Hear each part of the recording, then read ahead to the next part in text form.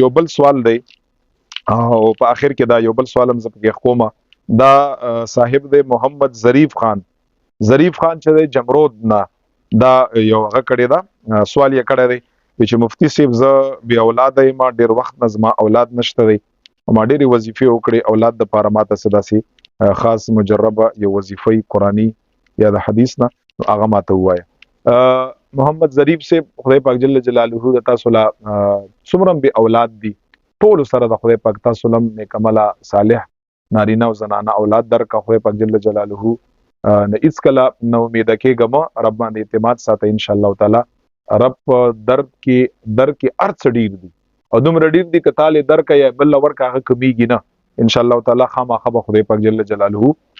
اولاد دغه عظیم نعمت درکوي. الله خو زه یو ډیره مجربه وظیفه خایم، څومره چې ناظرین دي کتونکي دي هغوی ته د بې اولادۍ یو ډیره مجربه وظیفه خایم. ان شاء الله تعالی دا وکړئ او په تسلسل باندې وکړئ، په صحیح طریقه باندې وکړئ او خدای پاک جل جلاله با خامخا الله جل جلاله کریم دی دغه انسان لا اولاد ورکوي. نو هغه د بې اولادۍ وظیفه دا ده چې تاسو به داسې کار وکړئ چې لونګ چې کوم دی لونګ دا عام پانساری دکان کې ملاوي داسې پورا دانی چی کټ شوی نی لونګ بر وخلی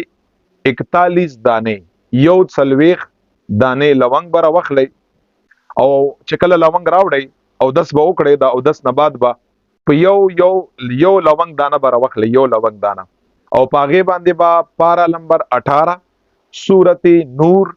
آیات نمبر 40 یو لسم رکوع پوره شي، یو لسم رکوع پوره شي په دغه آیات باندې. پارا نمبر 18 سورت نور آیات نمبر 40 او یو لسم رکوع پوره شي. دا آیات ته هغه آیات چند الفاظ مرتوایما او کظلمات فی بحر اللجی یغشاه موج من فوقه سحاب. دغه آیات ته په سورت نور پارا نمبر 18 کې دغه آیات ته په یو لونګ دانه باندې 7 بار وای، 7 بار د او د لونګ دانه د پاغه دم کا بیا د بل لونګ 41 لونګ دانه دا یو دانه په دغه آیات باندې دی 7 دفعه دم کا، یو ځل د ځان د پاره ټول دغه لونګ دانه دم کا او دغه نه پس ته زنانه چې کوم د زنانه هغه روزانه چې کله دم کا روزانه د یو لونګ خوري، روزانه د یو لونګ خوري. بس کمې دیا ک دارکیه تیرې لکتریخ وی او بو سره او چې څنګه معمول دی بس روزانه په بنیاد باندې څنګه د خاوند ملاوي دو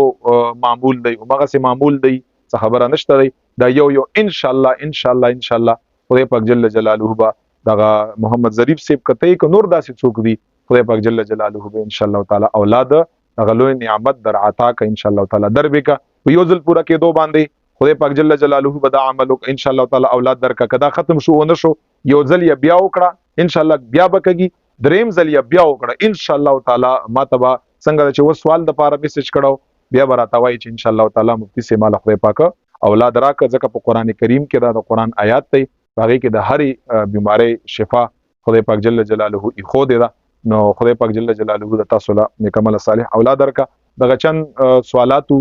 تاسو کتونکو ناظرینو طرف نه راغلیو هغه جوابات مدر کړاله. خدای پاک جل جلاله زموږ د سایه کوشش قبول او منظور کړي.